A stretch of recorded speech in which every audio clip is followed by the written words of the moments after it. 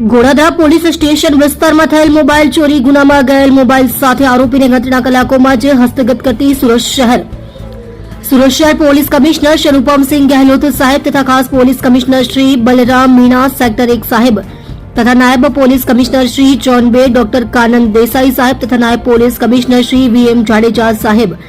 D division નાઓએ Surat શહેરમાં મિલકત સંબંધિત ચોરીના વંશોધાયેલ ગુનાઓના આરોપીઓને પકડવા સારું સૂચના આપેલ જન્વય ગોળાદરા police inspector Shri H S. Acharya સાહેબનાઓના માર્ગદર્શન હેઠળ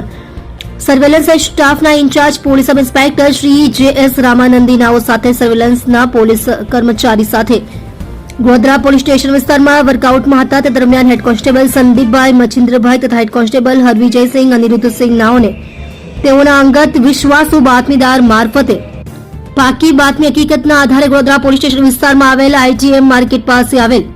સુમેરુ બિલ્ડિંગ પાસેથી મોબાઈલ ચોરી થયેલ હોય અને જે ચોરી કરેલો આરોપી કિશન ઉર્ફે શિવા ઉર્ફે